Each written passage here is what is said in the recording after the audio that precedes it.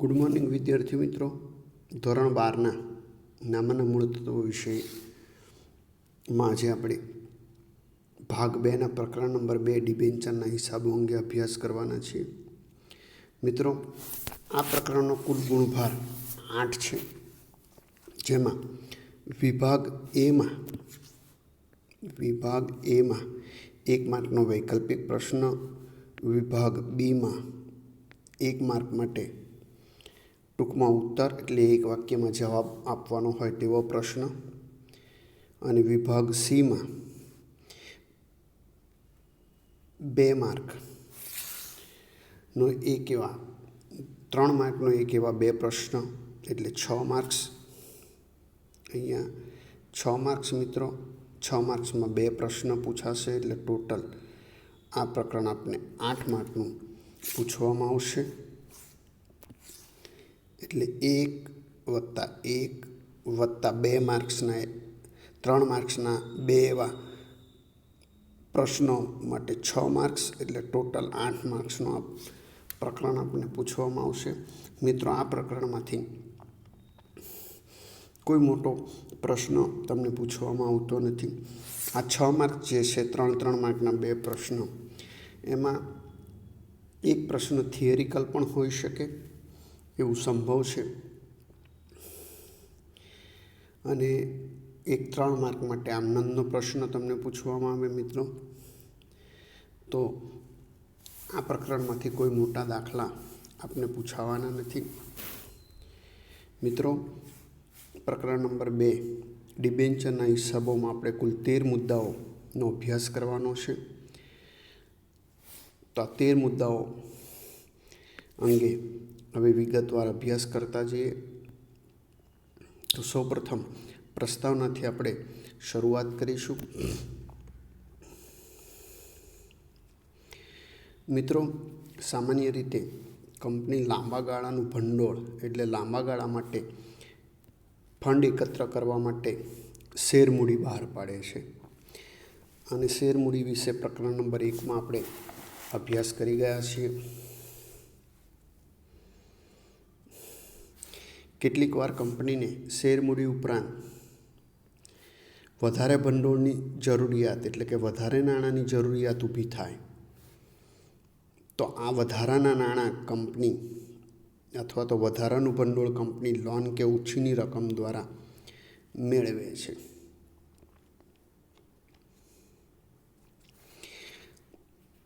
નાણાકીય સદ્ધરતા ધરાવતી કંપનીઓ એટલે કે જે કંપની નાણાકીય રીતે સદ્ધર છે તેવી કંપની લાંબા ગાળાની લોન બેંક કે નાણાકીય સંસ્થા પાસેથી મેળવે છે. એટલે સામાન્ય રીતે લોન મેળવે જે બેંક અથવા તો જુદી જુદી નાણાકીય સંસ્થા પાસેથી મેળવી શકે.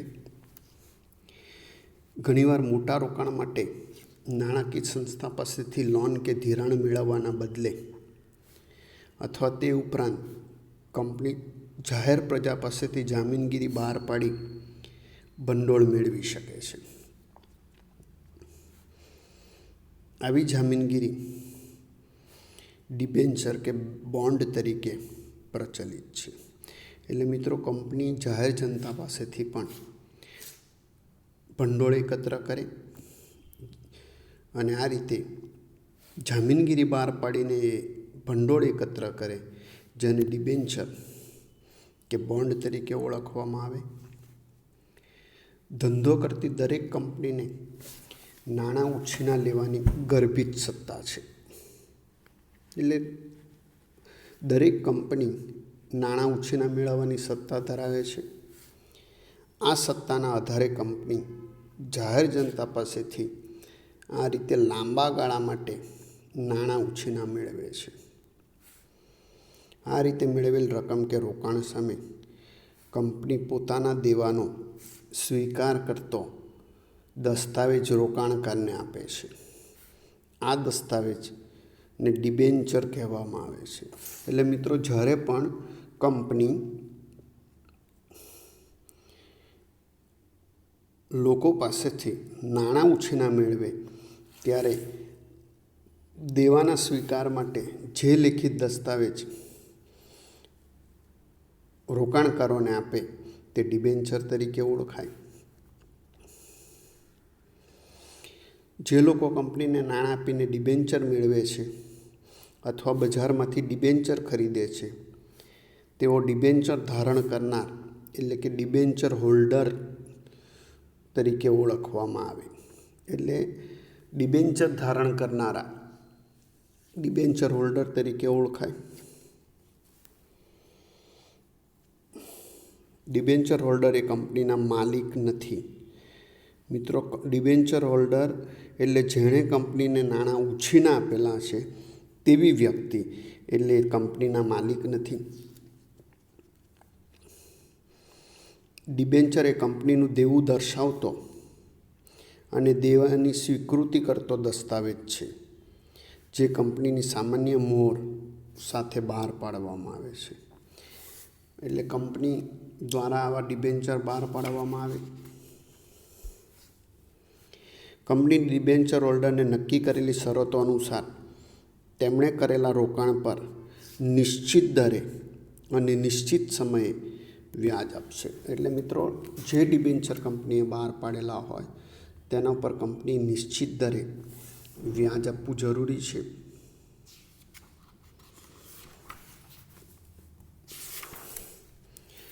જે કંપની માટે ખર્ચ થશે અને ડિબેન્ચર હોલ્ડર માટે આવક થશે. એટલે ડિબેન્ચરનું વ્યાજ મિત્રો કંપની માટે ખર્ચ છે, જ્યારે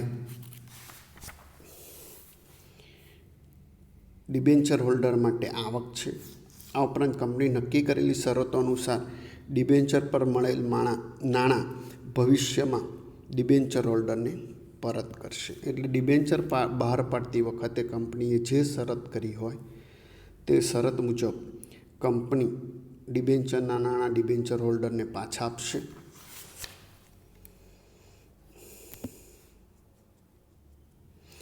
કંપની ડિબેન્ચર હોલ્ડરને જે દસ્તાવેજ આપે છે, એટલે કે ડિબેન્ચરના નાણાંના બદલામાં જે સર્ટિફિકેટ આપે, તેમાં ડિબેન્ચર હોલ્ડરનું નામ, ડિબેન્ચરની સંખ્યા, ડિબેન્ચર દીઠ પ્રત્યેક ડિબેન્ચર દીઠ રકમ, ડિબેન્ચરને આપેલ નંબર, વ્યાજની ચૂકવણીનો દર, વ્યાજ ચૂકવવાનો સમય તેમજ ડિબેન્ચરની રકમ ભવિષ્યમાં ક્યારે પરત કરવામાં આવશે તેની માહિતી દર્શાવવામાં આવી હોય છે. એટલે મિત્રો,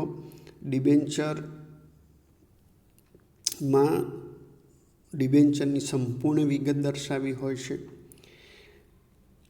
કોણે ડિબેન્ચર ખરીદેલો છે તેના નામ સહિત એની સંખ્યા, ડિબેન્ચર દીઠ રકમ, ડિબેન્ચર નંબર, વ્યાજની ચૂકવણીની ટકાવારી, વ્યાજ કેટલા સમયે ચૂકવવામાં આવશે, આ તમામ વિગતો ડિબેન્ચરમાં દર્શાવેલી હોય છે, એટલે કે સર્ટિફિકેટમાં દર્શાવી હોય છે.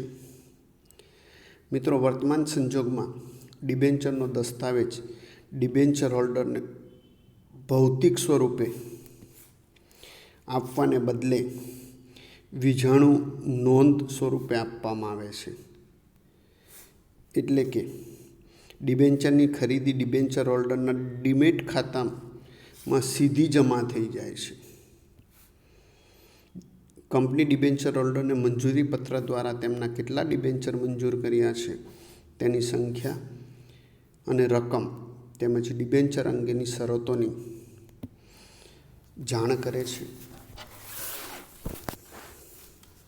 એટલે મિત્રો, હવે શેરની જેમ ડિબેન્ચર માટે પણ ડીમેટ એકાઉન્ટનો ઉપયોગ કરવામાં આવે છે.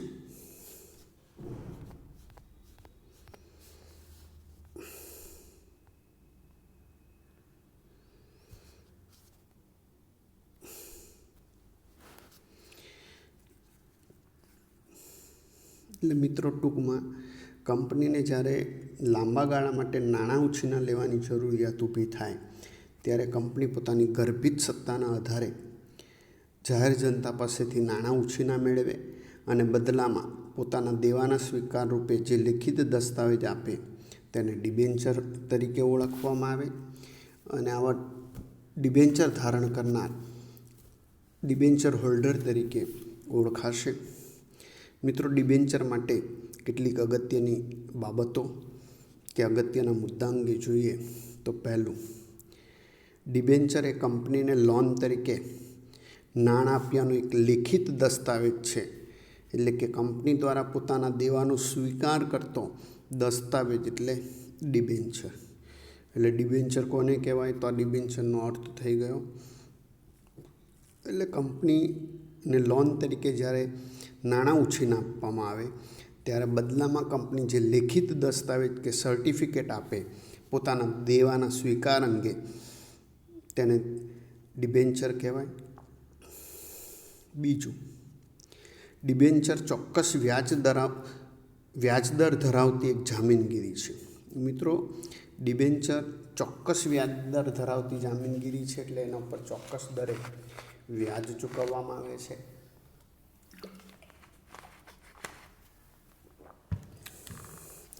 અને નક્કી કરેલી તારીખે કંપનીએ વ્યાજ ચૂકવવું પડે. મિત્રો, અહીંયા કંપનીને નફો થયો હોય કે ન થયો હોય તો પણ ડિબેન્ચર પર વ્યાજ ચૂકવવું ફરજિયાત છે. એટલે ડિબેન્ચર પર નિશ્ચિત સમયે નિશ્ચિત દરે કંપની માટે વ્યાજ ચૂકવવું ફરજિયાત છે. ત્રીજું, ડિબેન્ચર પર જે દરે વ્યાજ આપવામાં આવે તે દરના આધારે ડિબેન્ચર ઓળખાય છે.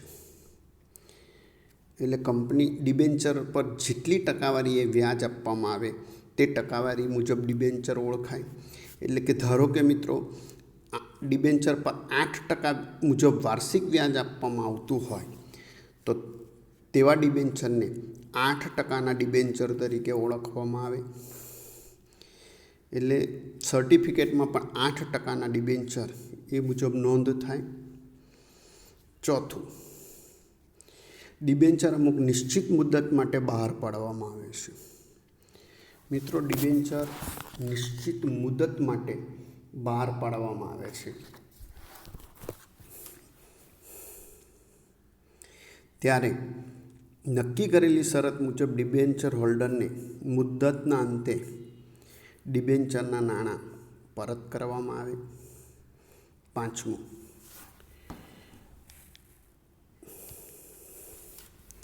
કંપની ધારા 2013 મુજબ કોઈપણ કંપની 10 વર્ષથી વધુ મુદતના ડિબેન્ચર બહાર પાડી શકશે નહીં.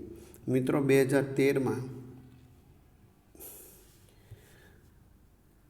જે કંપની ધારો લાગુ કરવામાં આવ્યો તે મુજબ કોઈપણ કંપની હવે 10 વર્ષથી વધારાની મુદત માટે ડિબેન્ચર બહાર પાડી શકે નહીં.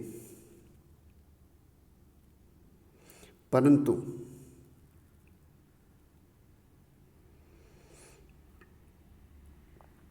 કંપની ઇન્ફ્રાસ્ટ્રક્ચર એટલે કે પાયાની સુવિધાના પ્રોજેક્ટ ચલાવતી હોય તો તે 10 વર્ષથી વધુની મુદત માટે ડિબેન્ચર બહાર પાડી શકે.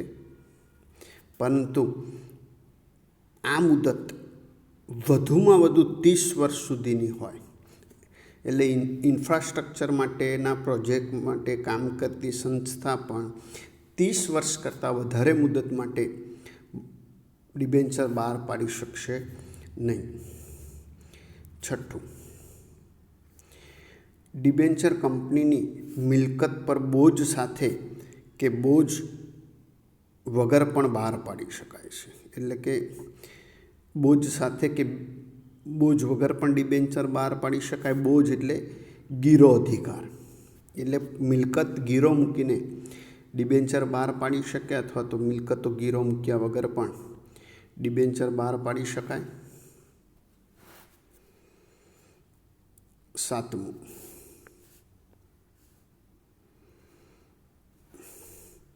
ડિબેન્ચર બહાર પાડ્યા બાદ સામાન્ય સંજોગોમાં શેર બજારમાં નોંધાયેલ ડિબેન્ચરનું ખરીદ વેચાણ શેર બજારમાં કરવામાં આવે છે. એટલે ડિબેન્ચરનું ખરીદ વેચાણ સ્ટોક એક્સચેન્જ દ્વારા પણ કરવામાં આવે છે. અને આવા સંજોગોમાં ડિબેન્ચરની બજાર કિંમત તેની મૂળ કિંમત જેટલી કે તેથી ઓછી કે વધુ હોઈ શકે છે. આઠમું, ડિબેન્ચર ભરણાની શરતો અનુસાર તેમાં કોઈ જોગવાઈ હોય તો તેને શેરમાં રૂપાંતર કરી શકાય છે. એટલે ડિબેન્ચર બહાર પાડતી વખતે એમાં જો કોઈ શરત હોય તો એ શરત મુજબ મિત્રો ડિબેન્ચરનું શેરમાં રૂપાંતર થઈ શકે. 9. ડિબેન્ચર મિત્રો કંપનીના પાકા સરવૈયામાં ઇક્વિટી અને દેવા બાજુ બિનચાલુ દેવાના શીર્ષક હેઠળ લાંબા ગાળાના દેવા તરીકે દર્શાવવામાં આવે છે. મિત્રો આ પણ ટૂંકો સવાલ તમને પૂછી શકાય કે ડિબેન્ચર પાકા સરવૈયામાં ક્યાં દર્શાવવામાં આવે છે. તો કે ડિબેન્ચર પાકા સરવૈયામાં ઇક્વિટી દેવા બાજુએ બિનચાલુ દેવાના શીર્ષક હેઠળ લાંબા ગાળાના દેવા તરીકે દર્શાવવામાં આવે. 10. ડિબેન્ચર હોલ્ડરને કંપનીની કોઈપણ બાબતમાં મત આપવાનો અધિકાર નથી. મિત્રો ડિબેન્ચર હોલ્ડરને મત આપવાનો અધિકાર નથી. કંપનીની કોઈપણ વહીવટી બાબતમાં કંપનીની જે સભાઓ હોય તેમાં ડિબેન્ચર હોલ્ડરને મત આપવાનો અધિકાર નથી. 11. જો કોઈ ડિબેન્ચર હોલ્ડર હપ્તાની રકમ ન ભરે તો ડિબેન્ચર જપ્ત કરી શકાતા નથી.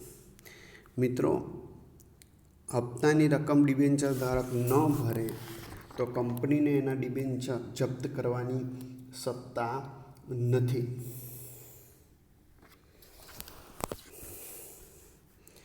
12.